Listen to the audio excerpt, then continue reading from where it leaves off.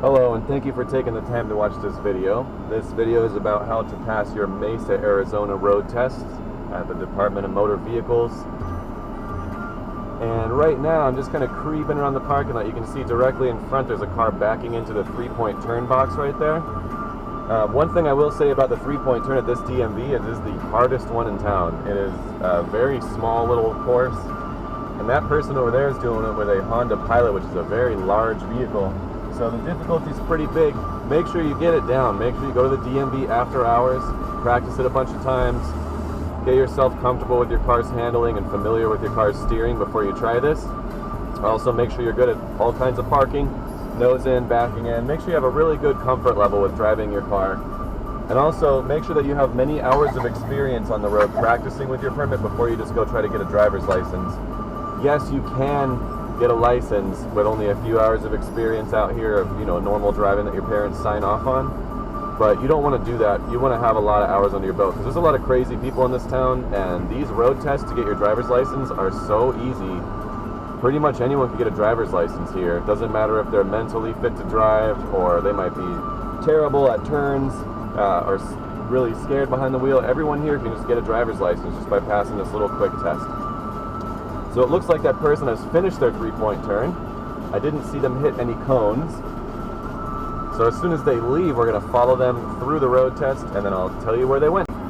So the car is leaving the parking lot the same way that you come into the parking lot. Now, one way you can fail your test before you even start your test is that if your blinkers or your horn or your tail lights or headlights are burned out or something, make sure that all of your stuff on your car works before you try to take the test. Another thing you can fail for or lose a lot of points for is going too fast through the parking lot. The speed limit in the parking lots are 10. Not 15 or 25 like a neighborhood, it's actually 10. So, I'm making a stop here at the stop sign before the driveway. In Arizona, that's a state law. You have to stop before the driveway. Then you can pull out to see better if you can't see very well. There are two ways you can turn left onto this road. One would be turning into the yellow lane, using the yellow lane to speed up and merge with the traffic, or you can also turn directly into the travel lane if the road is clear. So what they're going to do, this one actually has left turns. I'm surprised. Most of the road tests in Arizona, especially Tempe, are a joke. They're very easy. They don't have any real difficult turns at all. Now when you come up to a light, you want to come smoothly up to the light and slow down easy. You don't want to just haul ass and slam on the brakes. You want the DMV employee to believe that you're stable and careful and safe. So you don't want to be stopping really close to the other cars either. You want to leave a little gap like I do at the light. That way if I get rear-ended, I can't be pushed into that car. And if that car in front of me breaks down, I can escape, and a lot of other reasons. But turning left on green, I'm looking to my left and right, make sure there's no red light runners and there's no oncoming traffic at all that I have to yield to, or anyone in the crosswalk. And we're turning legally into the first lane, then we can move lanes over to other lanes if we need to. It is illegal in Arizona to just turn into whatever lane you want. You have to turn into the closest lane every time. So after doing thorough mirror and blind spot checks and using your turn signal every time, you need to get to the right lane. And this one's just turning green, so even though it's green doesn't mean you can go. You still have to look and make sure there's no one running red lights and there's no jaywalkers or any kind of crazy stuff. If you turn right on red here, that is always legal. You're not required to turn right on red though.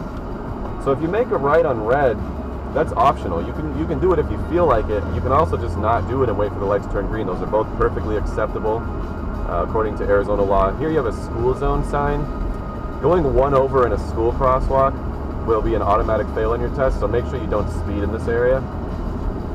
I'm going to say the guy in front of me is pretty pushing it with the speed limit because I'm doing 35 right now and they're pulling away. So don't be speeding on your test. That's dumb. Especially in real life. There's so many police that don't even look like police cars out here. They just look like regular cars. They have unmarked patrol cars everywhere watching people for speeding.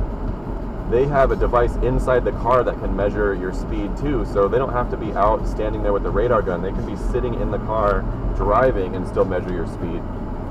So in real life, you don't want to speed because it's dumb and you just waste gas and get a lot of tickets and your insurance price goes up after you get tickets. But also, you don't want to do this on the test because it's a lot of points off. So make sure you take it easy. This one had a 30 sign right here. Looks like we're turning right into a little neighborhood street now, where it's most likely going to be 25. When I turn right, I'm not trying to run over the bike lane lines. I'm trying to turn without running over any of the lines, especially not the yellow lines. If you plow over the double yellow lines because you turn too wide, that's actually an automatic fail. And on a curved road like this, what you can do to keep yourself centered in your lane is just to look far ahead of the road. I'm just looking at the back of that red car up there, and I'm actually looking in front of that red car. That will help you center in your lane better. One thing you want to avoid doing always is looking at the lines. Never look at the lines on the side of the road or the crosswalk. That will actually kind of pull you into the lines as you're driving. And man, this guy is really hauling ass here. I'm trying to keep up with him within the limit of the speed limit, but they're just pulling away constantly. So this is one of those young drivers that's pretty fast all the time, which is a good way to fail your test in a hurry. Yeah, he's definitely doing about 10 over in this area. So now it looks like we're just going straight to this light and back to the DMV. So again, pretty easy little test. You can see there's nothing really particularly challenging about it. There's no hard turns or anything. Just make sure you do master right on reds. If you turn right on red, what you have to do is you have to stop before the lines, just like a stop sign, and then you're allowed to roll out further to see better, but you're not supposed to just plow out into the crosswalk at a right on red to make sure you can see. First you got to stop before the lines. So now that it's green, I'm looking to my left and right to make sure that the other cars are actually stopping and they're not going to run a red light and hit me in the side as I go through. Arizona is one of our bigger problems in this state is red light running. We have a lot of that here, so you always want to make sure you look around when you're driving because some drunk idiot might just hit you. And if you're looking around, you can prevent it.